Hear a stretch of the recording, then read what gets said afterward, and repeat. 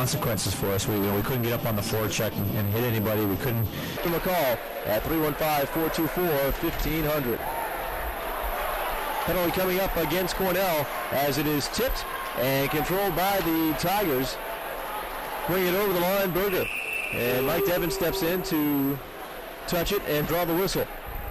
Mihalik's going to go to the box. Looks like they're going to call him on a boarding. Check penalty I never quite understood. What is too hard? What's too hard?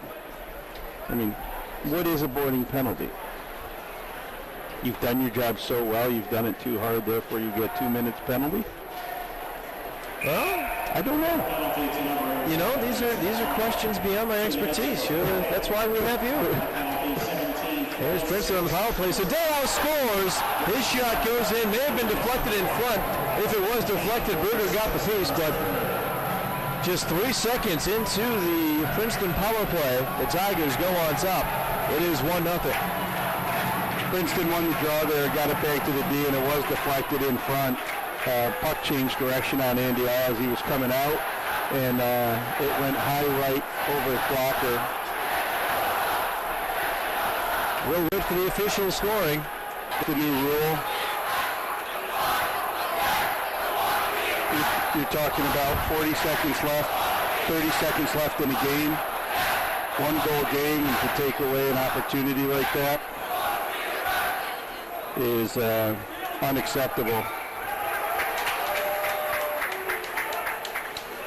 And now they're going to make it even worse by having the face-off in the Princeton zone. And when you make that mistake, and Gadowski's going to have a word with him, it should be back at center ice.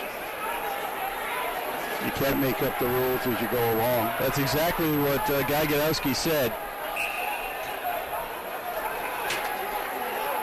Cornell coach, he says, going to call a timeout here, I'm sure. Yep. Mike Schaefer calls the timeout, and as much of a mistake as it was, you're right, this face-off should be at center ice as opposed to the Princeton zone. I'll tell you, the repping team here tonight is hopefully there's an official in the crowd from the refs who are going to be able to evaluate this, because this is the game when Paul Stewart gets calls from both coaches. Absolutely, and he should. And, you know, you want to win. You want to win because you're playing a game, following the rules, and when the refs start inserting themselves into the play, it's just very frustrating. Will Stewart down right side of the Princeton zone. Zook first on it for the Tigers. Gets it behind the Princeton cage. Poked free by Rosley. Mihalik can't get a stick on it as it is brought up ice by Ritchie. He'll knock it to the end boards. Mike Devin can't pick it up. Instead, Ford the shot. Score! Will, that was not Will Ford. Actually, that was Matt Ferris as Princeton wins it in overtime. Some excitement here in Lynah, but all for naught as the Tigers take it in overtime at 2:35 of the extra frame and win this one. The freshman Ferris with the goal, his first career goal. Princeton celebrating in the corner. Big overtime victory for him here with 2:25 left in the overtime stands that they were able to put it away. Tough angle shot. Looked like that it just got underneath Andy Iles' stick and beat him between the legs. Well, Ford's getting credit for the goal and Ritchie the assist. I guess for a Cornell fan it's irrelevant really who scored it, but whether it was Ford or Ferris. But in any case, 2-1 your final. We'll be back to wrap it up.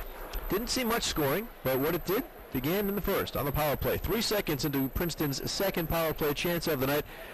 Eric Meland tipping home a shot by Michael Sdao.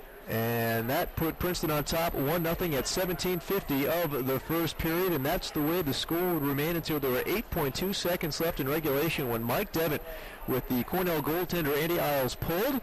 Extra skater on for Cornell, Mike Devin getting one home from the point, and Devin's first of the season from Dustin Mowry, even strength with 8.2 seconds left to go, helped send this game into overtime. But at 2:35 of the overtime period, Will Ford, who I hadn't seen too much ice time here tonight, goes ahead and picks up the game winner overtime goal, his first career goal. He'll remember that one as Princeton goes on for the 2-1 win. Shots in this one, 30.